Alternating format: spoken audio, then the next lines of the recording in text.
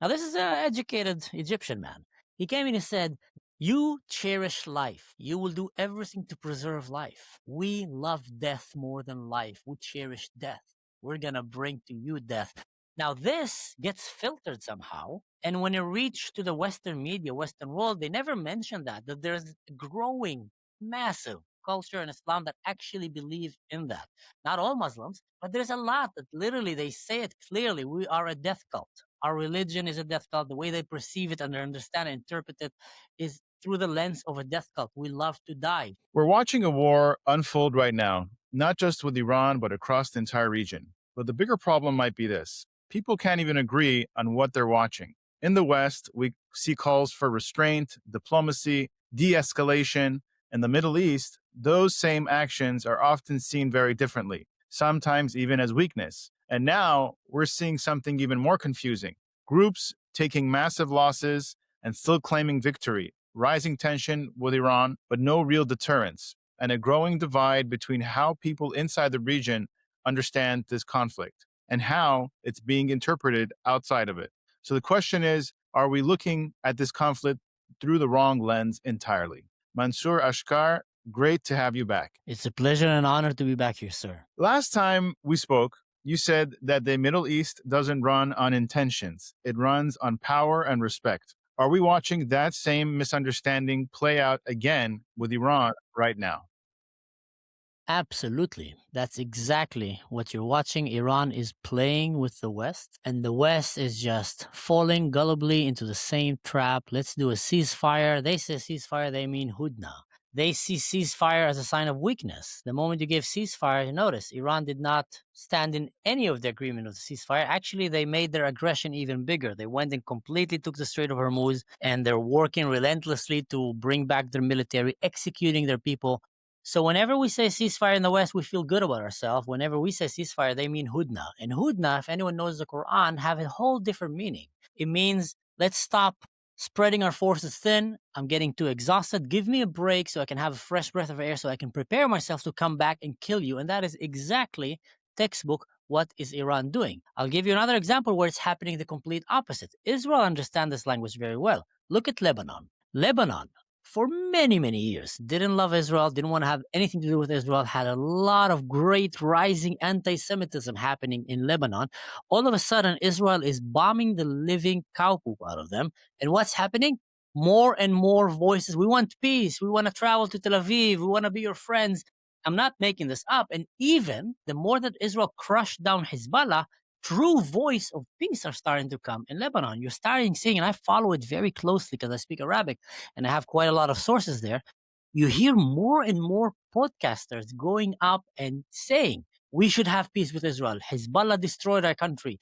Israel is not our enemy. So we're seeing that the more Israel is going aggressive and with power and even more violent, I would say, the more they're coming and saying, these are our friends. We should not be their enemies. And hence is a great example of what's happening in the Middle East. The more power you show, peace through strength, the more respect you get, and the more actual chance for having peace and eventually using less violence. That's exactly textbook, and America is just falling into the hands of Iran by not understanding the language and the region. So, if the Western leaders are misreading this dynamic of what's going on in the Middle East, the way the Middle East, speaks, are they actually making the situation worse without realizing it? Yes.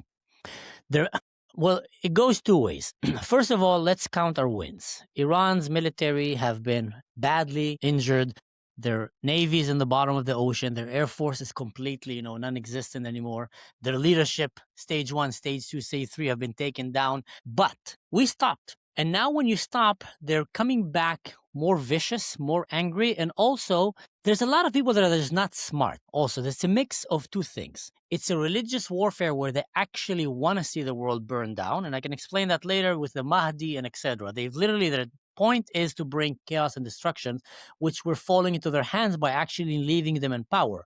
Because when you leave them in power, what happened is they see it not like they lost. They see it like, okay, look, stage 1, we got the world here. Now let's make it bigger. Let's throw more mines into the Strait of Hormuz. Let's pursue more nuclear weapons. Because if we get a nuke, we get the Mahdi back.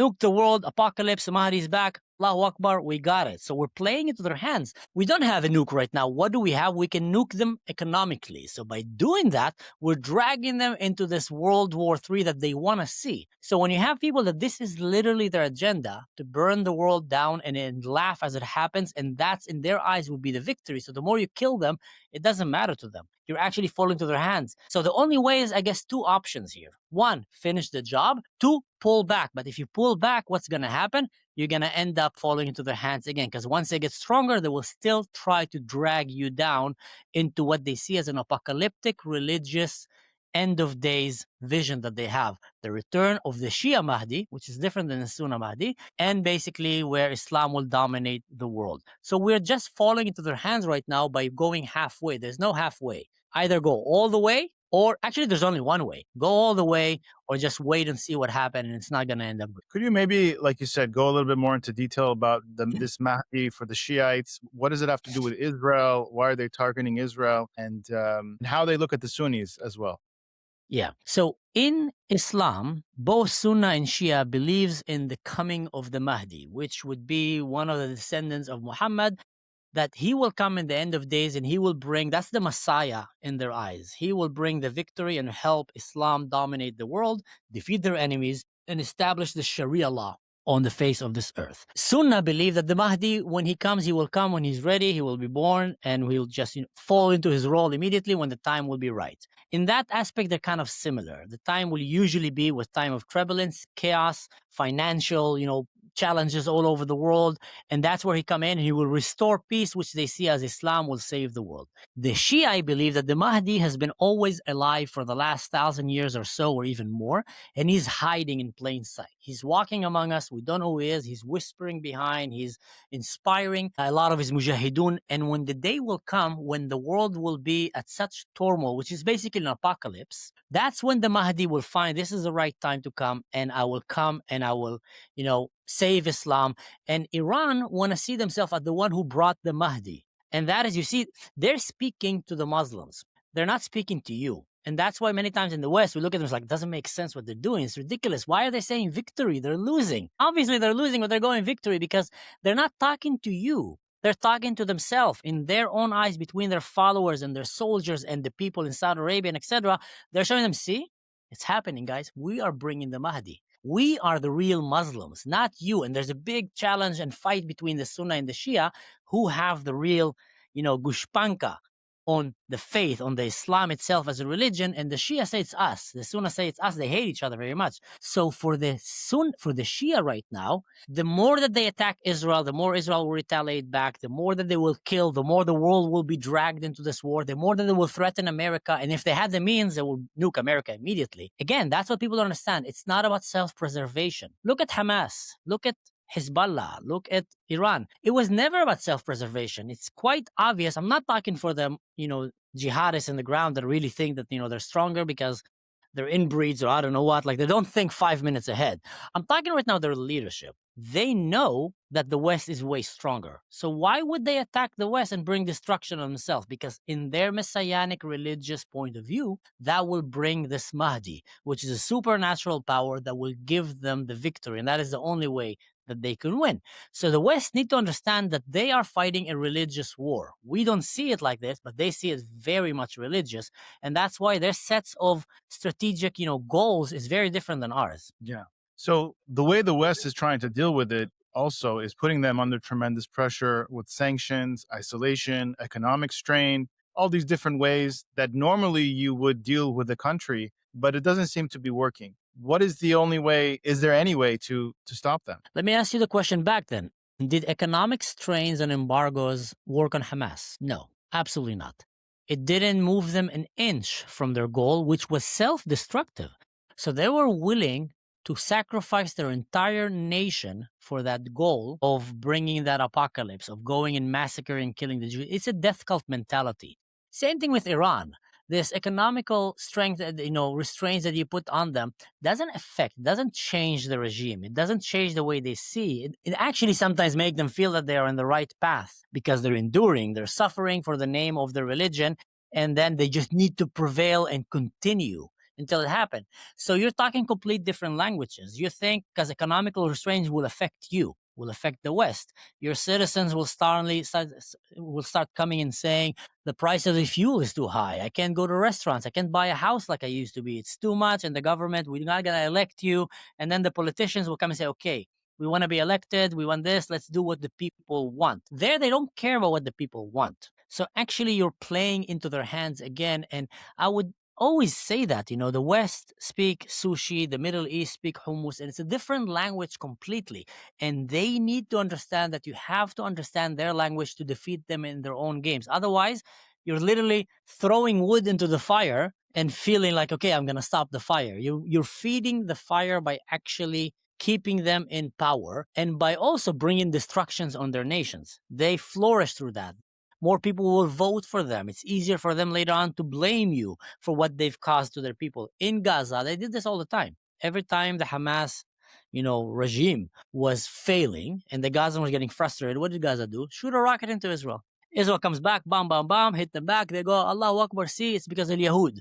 So in many ways, this Islamic regimes, as long as they're in power, these radical ones, they're devastating and it's literally a death cult. The West just doesn't want to call it for some bizarre reason. They call themselves death cult. I had a debate with an Egyptian guy yesterday. Live debate. He came and told me, are you guys in Israel afraid of us? And I says, why should we? He says, nah, we're bringing lots of tanks to your borders. I see you're probably afraid of us. And I says, no, we're not. Last time we defeated you in almost every possible war. No, you didn't. Look what Hamas did to you. Look what we're going to do to you.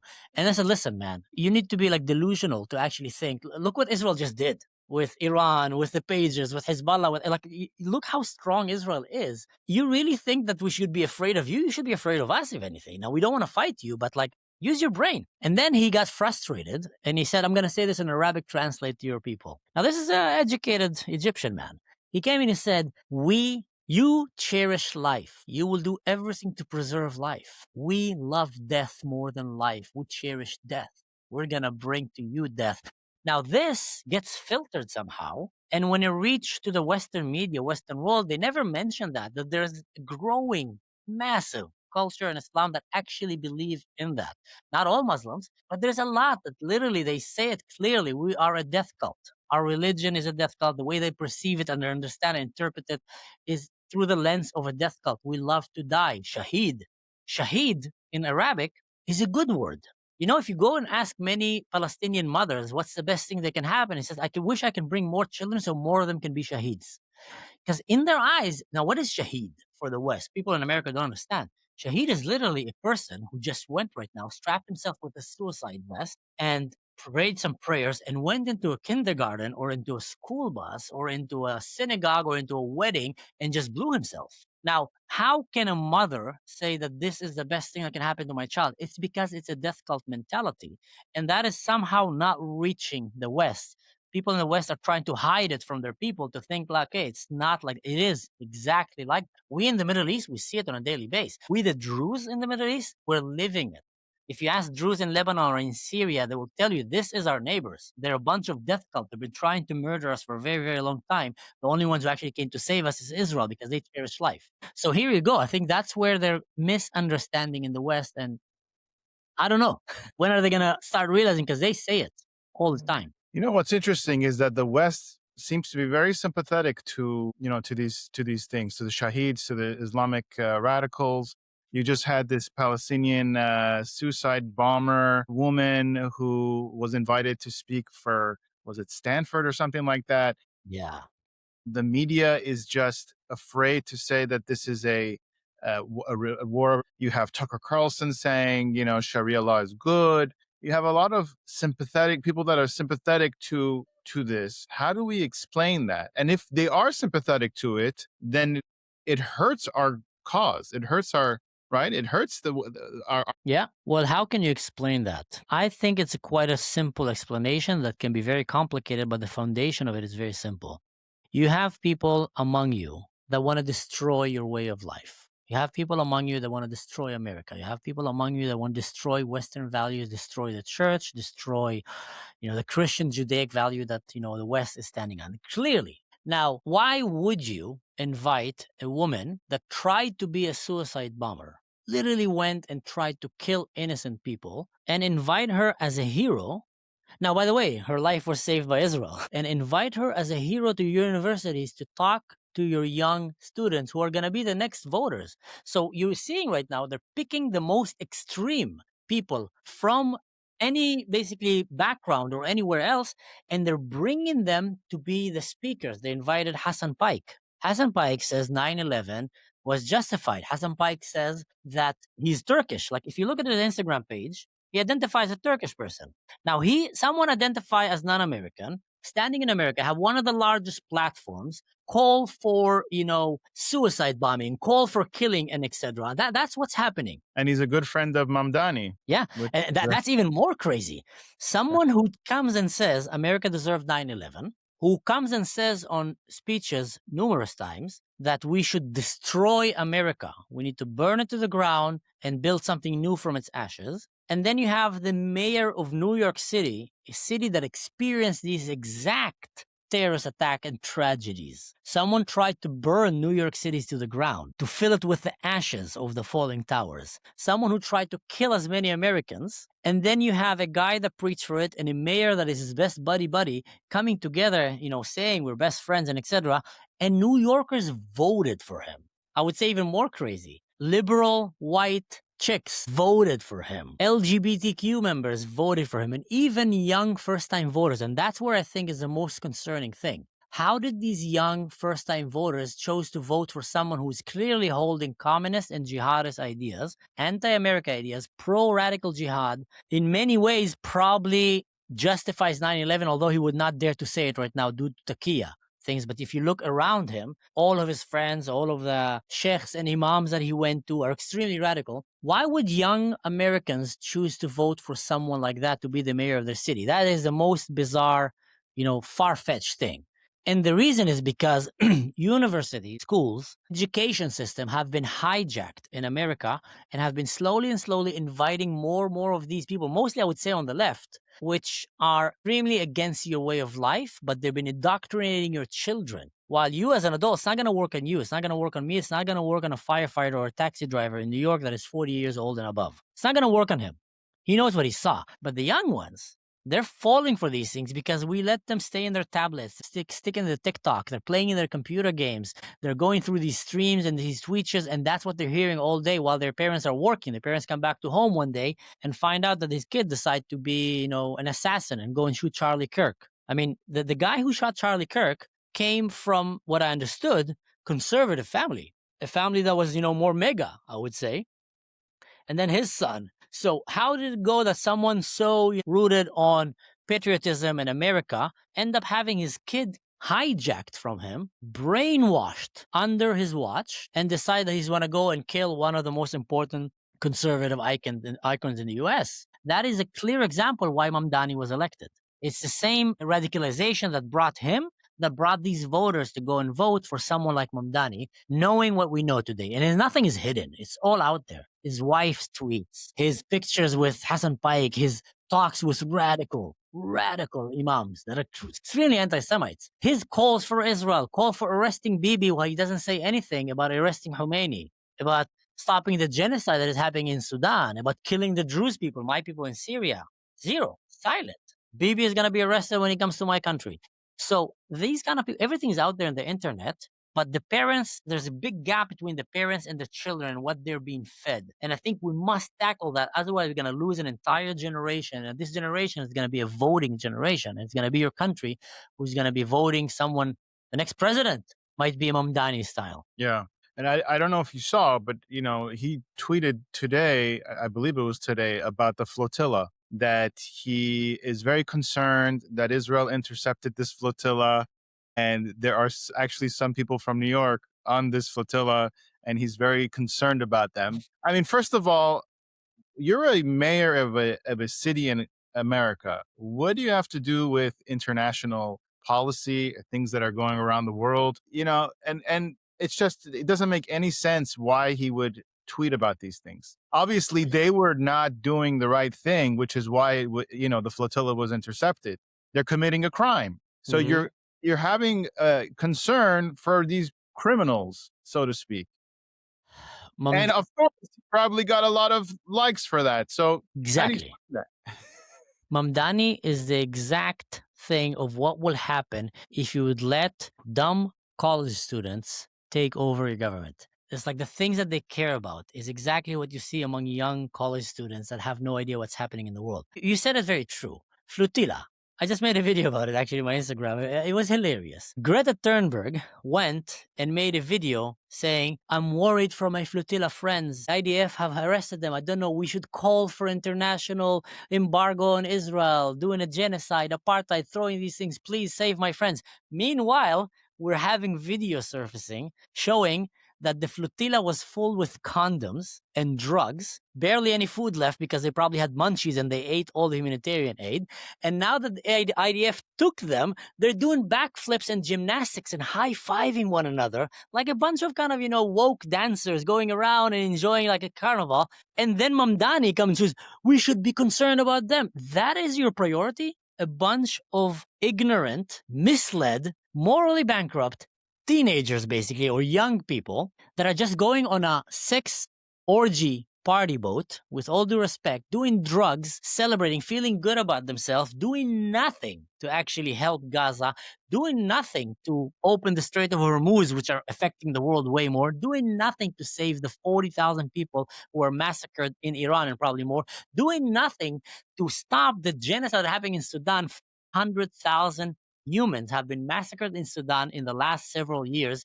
Actually, in 10 days, more people got killed in Sudan by Muslims than the entire war of Gaza. Let that sink in. 10 days, Muslims have massacred with machetes, by the way. The blood stains can be seen from satellite images. You can look up, and there's like websites that show you that. Like, I can see the blood of the massacre of women and children. Syria, the Druze are under siege right now for more than 293 days. Zero. They didn't do any flotilla for that.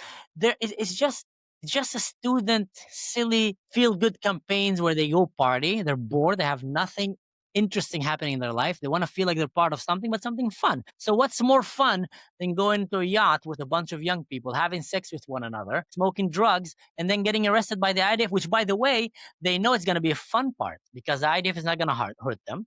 It's not going to kill them. These people they're not brave. I was in the army. I was in the special forces. I've saw combat so many times. It's scary to go to war. It's very scary to go to certain death missions. I've went several times in some operations that I was sure I'm going to die. I'm telling you, it was terrifying. These people are not brave. They're not going to their death. They're going because they know the IDF is going to stop them, going to have a party, and then going to send them back safely, and they're going to have a great story to share.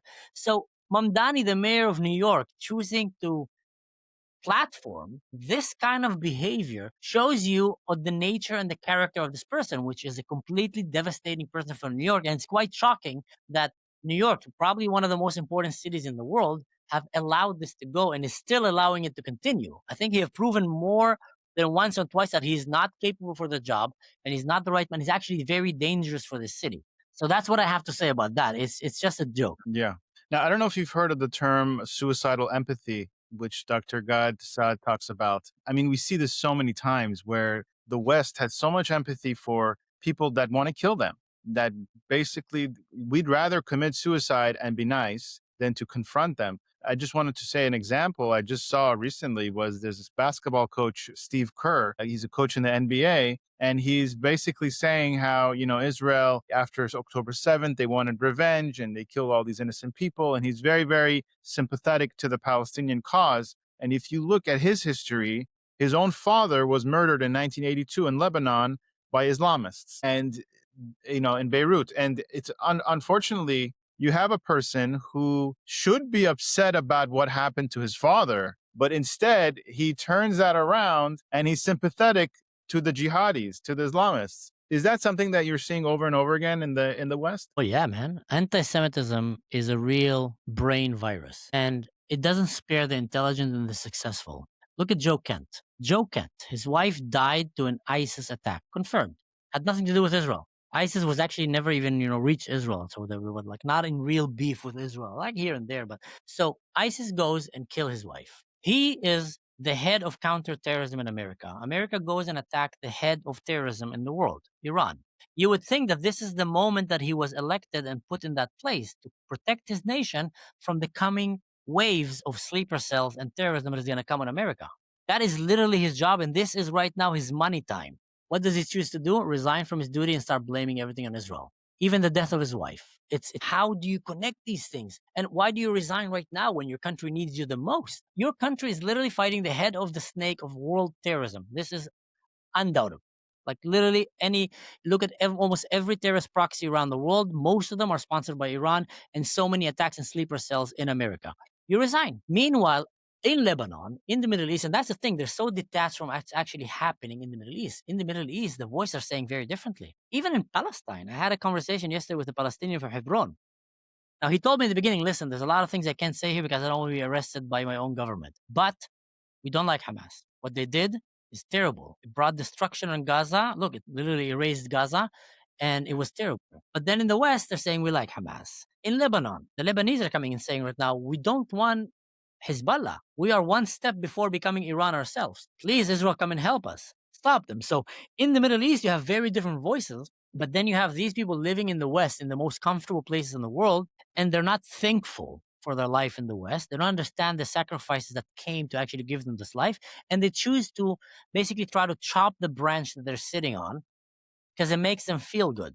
And that brings you to the point that you realize in modern days today, it was always like that, but today, emotions matter more than facts. Emotions matter more than history. Now, when you have a generation of people that actually believe like that, it's almost impossible to talk sense to them because you're using logic and facts and history with someone that his entire world perspective is based on emotions. And what anti-Semitism does the best, it leeches on emotions that you have: frustration, anger, insecurities, victimhood. And it gives you this scapegoat. Blame it on the Jews. Your life is miserable because of the Jews. Everything is not working for you because of the Jews. So that brain disease can literally affect the smartest and the dumbest in our society. And we're seeing it. People successful, like, coaches in the NBA, they're very smart. I once heard a coach in the NBA. These guys, they speak better than William Wallace.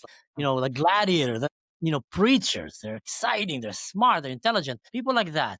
Joe Kent, a decorated Green Beret. Like, how did he and his wife was murdered by ISIS? He chose to blame it all on Israel. So we're seeing that happening. I believe often it's literally because of anti-Semitism virus and sometimes opportunism. It's very, very profitable today in a social media perspective to talk bad about Israel. It will give you lots of followers. It will put you in the media. And these people, they believe there's no such thing as bad publicity. So in their eyes, as long as everybody's talking about me, I'm doing good. Don Brazilian. He all of a sudden realized, okay, people forgot about me. I was like a con artist, drug dealer, basically, and a playboy, pimp. But then he says, okay, let's see. How can I get a lot of attention? Let's start blaming Israel. And the more that he sees succeeded, the more he does it. So we're seeing a mix of all these things. And again, the Jews are being used as the scapegoat for a lot of personal interest because that's what governments did. It was personal interest. Many times governments chose to bring the heat and the hate on the Jews because that's how they united the people and they brought voters. It was an easy way. And the Jews were always very peaceful and also very small. So it's not like you're blaming it on the Chinese right now and they're going to come and wipe you out. You're blaming it on a very peaceful, educated community, easy to hate. There are no suicide bombers among them. They're not violent. Easiest target, the best target to blame it because of personal, profit, fame, politics, and of course, racism. Yeah. You mentioned that the other side, the pro-Palestinian side, they're always speaking with emotion. They're speaking to your emotions. When the pro-Israel side, we try to explain it with facts. I mean, you see this on Piers Morgan's show, right? When he brings on Mehdi Hassan, Cenk Uygur, and Anna Kasparian, all these people, all they do is speak to your emotion. You're baby killers, you're this, you're genocide, blah, blah, blah. And the other side is trying to just give them facts and stay calm. But at the end, you see who's winning this debate. It's the person that's speaking to the emotions. Now, you started doing debates yourself, right? Live on your channel. Do you see this, playing out when you speak to people? How do you approach it? So yes, you're 100% right that emotions today are and always were way more effective than logic. And they tap on that. And also they understood some of the weaknesses that the West have when it comes to humanitarian and to, feeling good and wanting to do good. While in the Middle East, they don't care about that. They just kill each other like on a daily basis and like hundreds of thousands. So they tapped in on that. Now, a lot of times when I'm debating with people, the moment that I realize that this guy is fueled only by emotions, I just stopped the debate. There's no way you can't convince them. You can't change. I had a debate with another Egyptian guy that was telling me that Judaism is the most ridiculous religion in the world. I said, well, if it wasn't for Judaism, Islam would not exist. I said, yeah, but the Jews, Islam came before the Jews. And I was like, how? He says, yeah, Islam was way before. Adam was a Muslim, Abraham was a Muslim. And I talked to him for like a few more seconds, and then I realized you can't talk to this guy. History will not affect him. Facts will not affect him. He will just drag you to the mud with him. And then you're gonna get dirty with him. You're like trying to fight with a kid that's bathing in a pile of cow poop. Like, he's gonna drag you into it. So you gotta step back. You can't. The thing is, you got to make sure that he is not capable of talking to other people, because silly conversations can affect others. So that's like the main thing that you need to do, is to try to educate the people who are not like him before they fall into that. And here is where we failed. If you look at universities, it became one of the top, basically, radicalization jihadist centers, which, by the way, the mosques in Islam originally, and that's something very interesting, madrasa, the word for school, the mosque in Islam was built not to bring prayer, but actually to recruit people under the guise of religion, so it can move a political and military movement. Islam started as a political and military movement with the aim to conquer and plunder the world. That's why it started, and that's why all of their spiritual figures were warlords. Every single one of them was a warlord. Every single one of them was a big, mighty warlord that went and killed a lot of people in battle. And the mosque were then used, and that, why do you think you have such a loud prayer? It's to submit everyone around, notice, comes like showing dominance. So they realize that the loudest prayer they can bring right now is through universities. We send our most vulnerable, young adults who just became adults. They have no clue about life yet, but they're also full with a lot of confidence and also no life experience. And then in university, we're doing the mistakes of keep telling you all the time that you guys are special, that you know better than every generation before you, pumping you with that. And now you add into that this like narcissism that we're kind of raising there with young students. You add into that Islamic jihadist indoctrination. You bring a woman that have her face kind of defiled and melted, and she looks innocent, and she looks miserable, and she wears like a religious, and she starts going there crying and blaming Israel. Now, you don't know that she actually brought this on herself. She actually went to murder humans and brought this on herself. But the students there, all they see, Israel, look what Israel did to her. And she probably tell them a story about Israel killed some of her relatives. They will throw lies all the time. And then all of a sudden we wake up and we realize that our universities in the West have become the new mosques, the new places for recruitment and jihadists and spreading anti-Semitism, anti-West propaganda. How do we allow this to happen? That is the real question. Why isn't the government getting intervened right now? This is a pure invasion. If you look at like countries like China and Russia, they know the power of social media. That's why they're so afraid of letting us infiltrate them with our democratic Western social media. They ban it. They need to use VPNs. It's illegal. They know the power. They know the fear of that. North Korea is an extreme example of that. They're afraid because they know that media is a strong weapon. We in the West not only ignore it, we protect it in our laws. We allow them to bring TikTok to us. We allow them to bring these speakers to us. We allow them to pay our universities. Why in the world would America allow Qatar to pay so much money in Saudi Arabia to the universities? This is suicidal. This is suicidal. You know that Qatar and Saudi Arabia live on a very different like sets of values than you. Extremely different. Almost no women's right, no freedom of religion, no gay right, no like extremely. Like them or not, but they're extremely different sets of values. Why are you allowing them to pay so much money? Like, what do you think? This is innocent? Billions of dollars. So that's what I mean here in the West. If China will find out that America have been sponsoring $5 billion, one of the universities, everyone in that university will be right now arrested, maybe even executed for treason. Excuse me? You're taking money from America and you're teaching their values to so they know to fear us with our values. We are welcoming their values, which are not compatible with us in the West. And that is still ongoing, like literally still ongoing. And we're seeing the results. Universities have become one of the hubs for the biggest anti-Semitism and racism and ignorance in our countries. That shouldn't be that way. It should be the place with the most educated and critical thinkers. It's the complete opposite. You probably have a truck driver in the US right now who is a more critical thinker than a university professor. Yeah.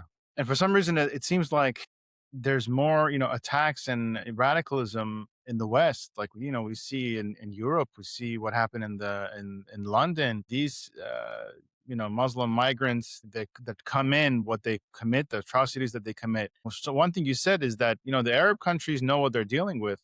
For example, the Muslim Brotherhood. There are Arab countries that ban the Muslim Brotherhood, but in the West, when it comes to democracy and they can just use those rules and those laws against us, right? Hmm.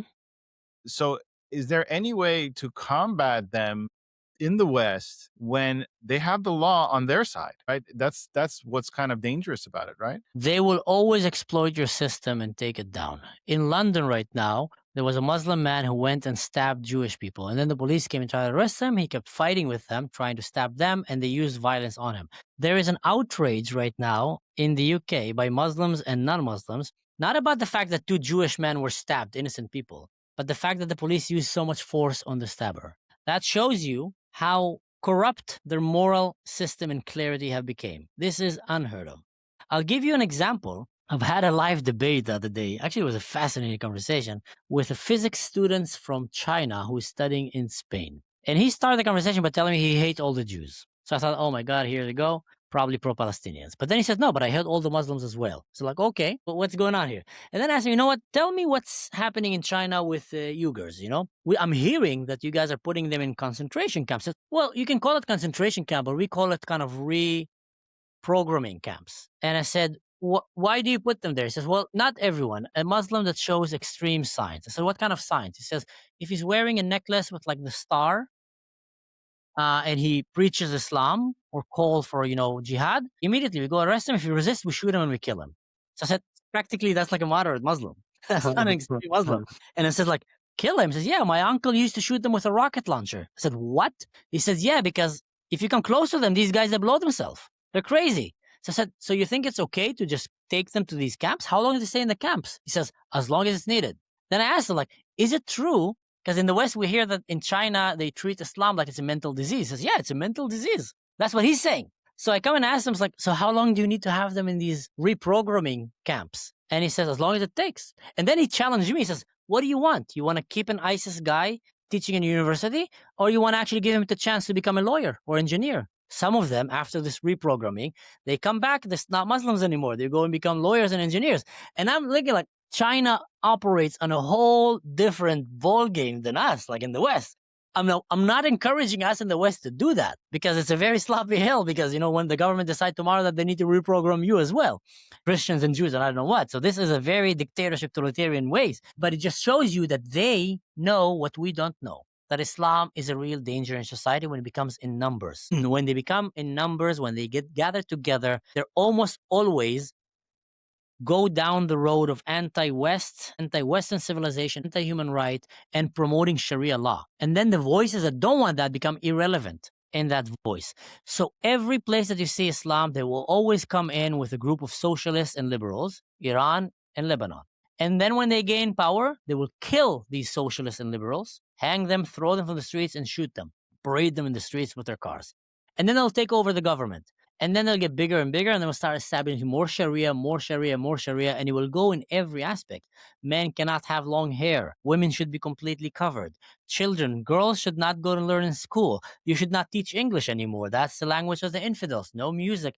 And it always go down that road. So the moment that you in the West have allowed Islam to enter to your country, you've just started a ticking bomb. Either you'll be able to stop it somehow, or it's going to go bigger. And the bigger that it becomes, the more it will challenge you in the West to actually have to go against your Western values to save and reverse it back. Because they will exploit your democracy. They don't believe in it, but they will exploit it. They will exploit your human rights. They will exploit your education system. They don't believe in it. They will exploit it. Hassan Piker, like I said, he identifies as Turkish. He goes complete. He says clearly, he's not hiding it anymore. We need to burn down this establishment. We need to destroy America. I always say, and that's what young people might actually understand this. If you're ever wondering if you're living in a good country or not, ask yourself this question. Are people in your streets walking with headphones? If you see people walking with headphones in the street and playing music, listen to the music, that is a sign of a very successful, peaceful society. Why? Because you're allowing yourself to numb one of the most important survival instincts that you have, hearing. You will not see anyone walking with a headphone in Afghanistan, listen to music, or in Syria, or in Palestine even. Why? Because he will get killed. Someone will club him on the head. It's an unsafe society that is very dangerous. So in the West, when you see all these people walking with headphones and hating their own country, people from outside looking at them like, are you lost your mind? You're like, you can dress however you want. You can listen to whatever music you want. They will kill us here for having a poster of Nirvana on the wall. That's like people in Syria are telling me. By the way, Muslims as well. Once Ahmed al-Shara took over Syria, they said we had to rip off all the posters of Western bands and musics, and we had to delete all of our Facebook and Instagram accounts because we knew they're gonna go looking for it. They want to see if we have any Western values that we're standing with. And that is what I say is they will always come from your country. And the moment that you allow them, they'll start exploiting your system until it becomes too violent and too bloody for you to actually do what is right to stop yourself. Ask yourself, how can the UK now revert from becoming one of the most anti-Semitic, pro-jihadist countries in the world? Can they revert back? What do you think? Can they revert back? They don't have the guts, because reverting back will mean that they will have to go against their democratical Western values and completely deport people. And by that, they will deport innocent people as well. They will deport innocent Muslims, hardworking, peaceful Muslims. They'll deport, because how can you identify who's who? So what happened is they don't have the guts to do. And that's what I mean. The moment that you allow it in your system, you're kind of screwed there, unless you take radical actions to actually stop it. But for that, you need to understand that you are in a battle against, in a battle of civilizations. This is not just, yeah, they're gonna change to our ways. No, it's a battle of civilizations. They don't have the same values like you. They're not built on the same foundations like Judeo-Christian foundations. It's very different foundations. Actually, Islam, and that's for people who don't know history, Islam came and took aspects of Judaism and of Christianity and adapted them to fit for an Arabian military campaign. They kind of realize, okay, have you seen the movie The Book of Eli? Great movie. The main guy is Denzel Washington. I'm not going to spoil the movie too much, but the entire movie is about the book, the Bible. And he's trying to preserve the only Bible left in the world. And then the leader of the bandits, he hears that this man have a Bible. And he remembers when he was a kid, there was a book that was so powerful that it can bring nations to their knees and it can bring armies under his command. So he says, I want to find this book. Denzel Washington want to save that book because they believe that this book can bring light and life to the world. So you have the same idea of religion, only two ways to look at it. Judeo-Christian values, which religion is here to bring light and make people better humans and to make the world a better place. And you have the ones that say, religion is the way for me to recruit more soldiers to my cause, to promote death and destruction and profit for a few little, for a elite group of little that will benefit from that. And that is Islam. There's always a few elite that benefit from it. Ayatollahs, great example. Their children are going in the US, private airplanes, private yachts, bikinis. That's like, I'm not making this up. You can find it. You can see it with the money that were stolen by their parents from their country, while their parents are killing girls in their countries for not wearing a hijab and hanging people for being gay or actually converting to Christianity. They're hanging people for giving the Bible. So they're stripping down their own nation, sending the money to these elite few who are living luxurious life. Yasser Arafat did the same. All the leadership of Hamas did the same. So that's symptom again of taking religion and using it for destruction compared to religion using it for the good. Now, yes, you have in history times where there were times where they took Christianity or even aspects of Judaism and used it for evil cause, but it was never mainstream and it was very hard to justify it theologically. You had to really make sure that the people can't even understand what you're reading. You're not allowed to read it. I will tell you how it's done. So, because the power of religion is extremely strong, and Islam understood that. So now they're bringing it to the West, and it's a whole different set of values and how they look at religion. Now, the challenge that the West have is because we all have a good 1, 2, 3, 10 Muslim friends. I have myself. I will not want to see them deported. But I know that if Germany, right now where I'm living, will not take actions, Germany will become Mosul. Germany will become one day Germistan. Maybe not today, 25 years or more. There is no way around it. So then strong leaders need to come and say, okay, we're going to save our society. Look at Poland. They're doing that. The working said, no, we're going to save our society. There's not going to be a single illegal Muslim migrant here. And if a Muslim want to come to our country, we're going to put him through the justified system, which you have ways. First of all, I said the first checkbook, ask him if he hates the Jews. If he tells you he hates the Jews, خلاص, اطلع من هون, روح من هون. Seriously, leave. We don't want to see you. If he tells you, I love Yasser Arafat, go. That's a terrorist. That's a terrorist supporter. If he tells you free Palestine, kick him out of your country immediately. Put him on an airplane, send him back. Don't let him enter. Don't let him step on your university. He's pro-Palestine. It's a pro-terrorist state.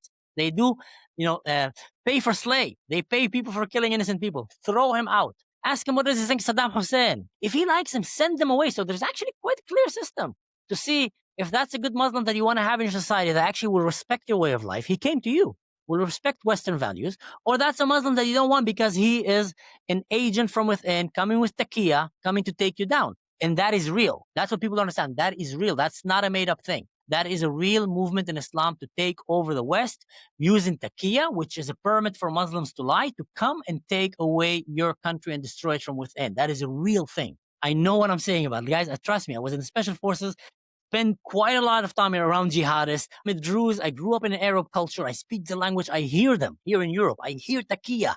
Not once, not twice. I hear it. Every time that I go to a doner kebab place or to a Syrian food place, almost every time I'm hearing it.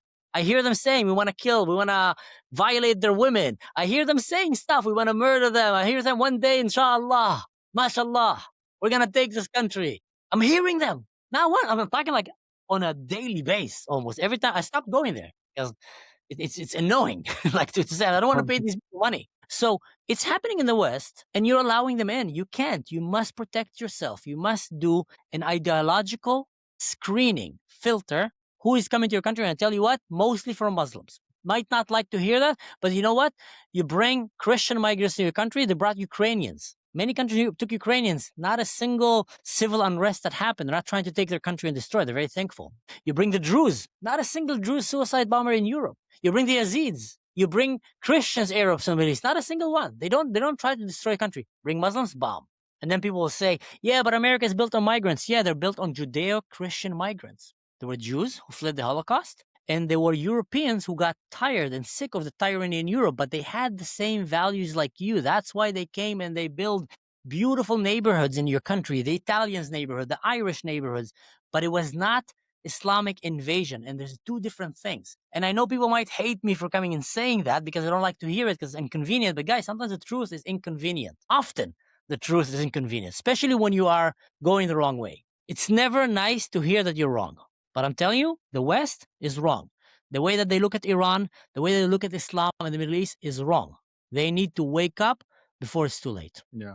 I saw a tweet from Konstantin Kisin, who's, Trigonometry podcast. He said, when Europe imports, millions and millions of Muslim migrants, many of them are anti-Semitic. You can't be surprised that there is a rise in anti-Semitic attacks. It goes hand in hand, right? So my question is, why is, Islam so anti-Semitic? And is there a majority, do you think, of Muslims that are anti-Semitic? Do you think the percentage, if there's a way to say it, that of Muslims that are not anti-Semitic? Even the ones, obviously the ones that are jihadi, radical, all that, but I'm talking about the moderates. What are your thoughts on that? So first of all, yes, absolutely, there is Muslims who are not anti-Semitics, but they are not a majority. Let's call it what it is. And not only that, they are a minority among their people, and often they need to hide that so they're not hated or persecuted by their own people. So they need to hide and keep shut. They don't hate the Jews. They would love to live in peace with the Jews or the Christians, but they're a minority and their life is in danger often or at risk of, some kind of problems to have in society, so they keep quiet. Now, why is there such high level of anti-Semitism in Islam? The reason is, first of all, the religion, education, the religion. The religion itself, there's numerous verses that call to enslave, submit the Jews as class B, C citizens and the Christians as well, or kill them. So it's very clear. Now, here is what people don't understand. The Jews are not the main enemy of Islam. We're talking right now global, dominance, take over the world. They were never. The Jews were always a small nuance. There was just a small few tribes on the way, immediately defeated quite fast because they had massive power, because they cheated them with Hudna.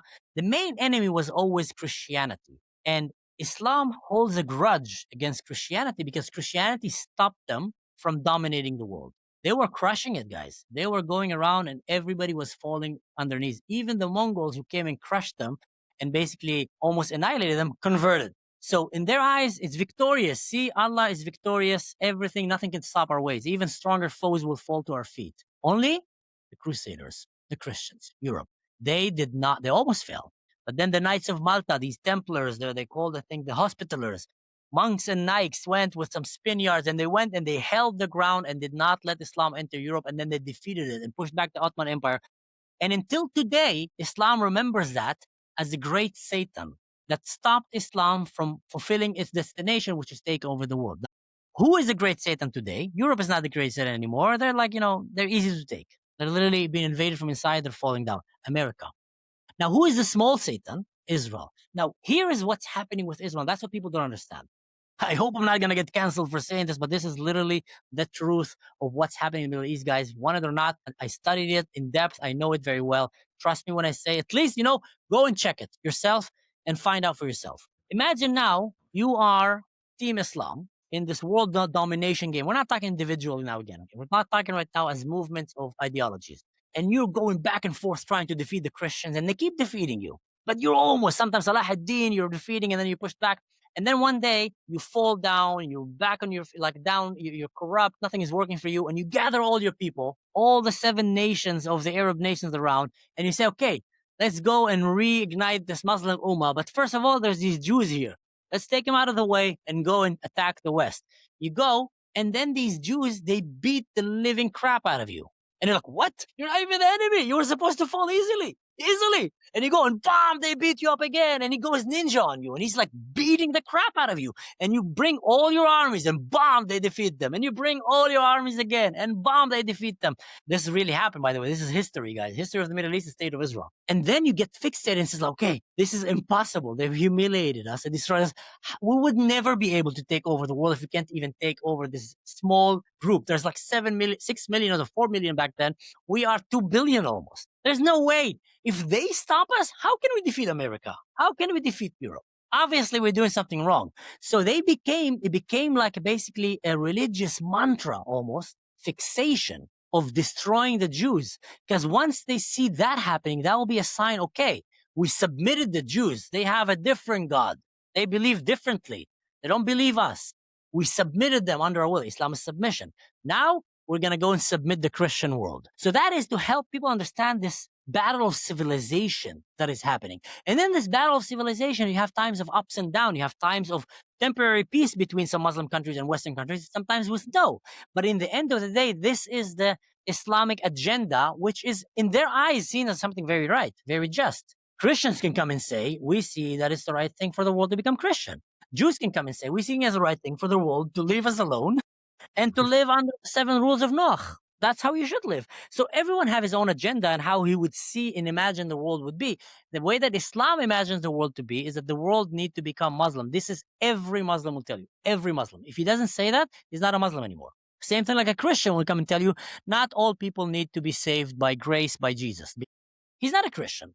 Christianity very clear about the way of salvation to God. There are some things that are just clear. You would know where that person stands. And Islam stands under the dream and the goal of submitting the world under Islam. Dar al-Harb, Dar al-Islam. Now, for the people who don't understand, because I've said it many times in my videos and my YouTubes, Islam divides the world to 2.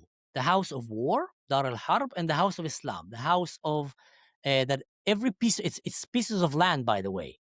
It's every country that the land is under the rules of Sharia law is the house of Islam. Now, house of Islam should never go back to become house of war, because that means that you as a Muslim did something terrible and God is punishing you. That's why you must go and claim it back. That's why they want to take Spain back so badly, Israel, and etc. The house of war must be converted to the house of Islam by what, and that's what people don't understand. It's a funny word, actually. Not by conquering. They don't say to conquer. They say futuh. Futuh in Arabic is the word like in Hebrew liftuah, which is to open. Why? Because the house of war is under darkness. Islam is the light. We need to open that world to the light of Islam. So then comes jihad into play. Jihad is a holy effort. Jihad is basically just an effort, jihad. So you have the jihad by the sword. Go and kill and chop and, you have the jihad by birthright. Go and take their women, marry them. Look at Iran. In Iran, if you're born Muslim. The government immediately write down Muslim, Shiite even. And now what is the punishment of leaving Islam? Death. So when you see it's a recruitment religion that doesn't leave a place, there's no exit doors. and they wanna basically futuh, to open the world to their way of life and recruit the rest of the world to them. So when you understand that, you start realizing why is you seeing so much anti-Semitism, because the Jews right now are the main defender of Western civilization. They're holding the line. If the Jews fall down and Israel fall in there, it's just gonna actually, the first Muslim country that will defeat Israel will become the hero in the eyes of the Muslim world and will become the ummah, the leader of the Muslim ummah. That's why Turkey want to take that title. That's why Iran want to take that title. Because the moment they'll do that, they will become the ones that is bringing right now the Mahdi. You see how it's all connecting? Bringing the Mahdi, and they will gather behind them a lot, like millions of Muslims around the world, especially one living in Europe, which are more radical in the US, they will be immediately ignited. You'll start seeing October 7th, because they will be filled, in their eyes with the spirit of the Mahdi, and they will just go and fulfill that prophecy, which is to bring an apocalypse. So it is an apocalyptic death cult with pockets of peaceful kind of Islam, but they're not very effective in the grand scheme, unfortunately. I wish that Dubai and the Emirates would be more of a beacon of light for the Muslim, but they're not. They're amazing, but they're not actually respected or appreciated by a lot of the Muslim countries around them, because they're considered too tolerant. They're considered sometimes even, blasphemer, because they're separating religion and state. So this is the real movement that is happening. And that's when you understand that, you start understanding why is anti-Semitism so deeply enrooted in the education system from the religion. And as these countries are extremely religious, they're teaching religion from a young age. And big part of that religion is the dominance of Islam. And who are the enemies of Islam? And the enemies of Islam are the Yahud and El Masih and the Christians. That is basically ABC. Again, it might be too harsh and too radical truth for many viewers, maybe in the West, to hear that. Oh my God, this sounds like too harsh. But guys, welcome to Jurassic Park. Get out of your park. There's T-Rexes outside. There's dinosaurs going around trying to kill. Like, this is the real Middle East. If you look at the Druze in Lebanon or the Christians, like, they're living in that Jurassic Park.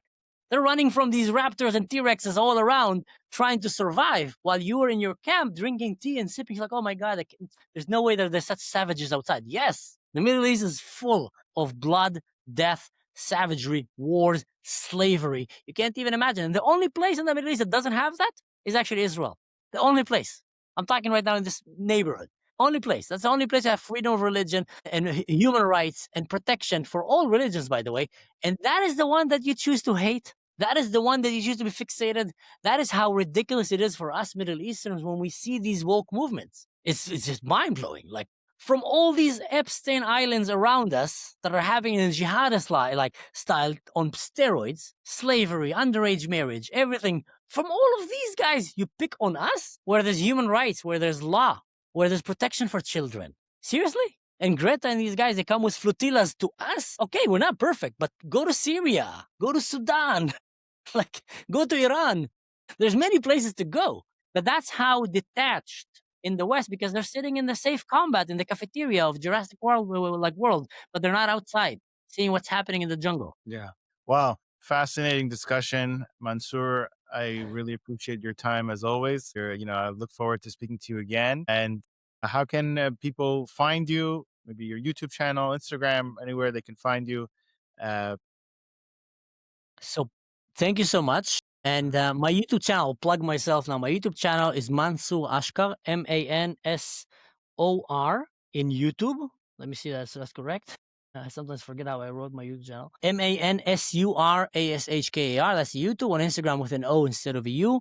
And people who want to follow my channel are more than welcome, where I give these things and I give stories from the times in the special forces, and also help understand the world of politics, of the Arab world and military. And also, that's a surprise, I talk quite a lot about the importance of gaming. I think that is the next frontier, and maybe we can talk about it in another episode one day. That is literally the next battlefield frontier that is still uncharted. We lost mainstream media. We lost the podcast world. It's been bought. We were sleeping. Now they're buying the world of gaming and streaming. And if we don't jump in that, we'll wake up one day and we realize that all the 6, 7, 8, 13 years old right now are going to wake up again and saying same thing. Osama bin Laden was right. Hitler was right. It's all because of Jews, because that is the next frontier that they're doing. So if you come to my channel, that's where you find me talking about these things. Okay. Highly recommended. Thank you again. And Thank you, sir. Speak to you again soon. Thank you. If you have a 401k or an IRA, please listen. gold is at record highs. What many people don't know is this: you can move part of your retirement money legally and without tax penalties into physical gold you actually own. Alpha Omega Gold helps you do this through a gold IRA. Your gold is real, it is stored safely, it is in your name. Learn more at ao.gold/stand. Alpha Omega Gold is our sponsor, and they proudly stand with Israel.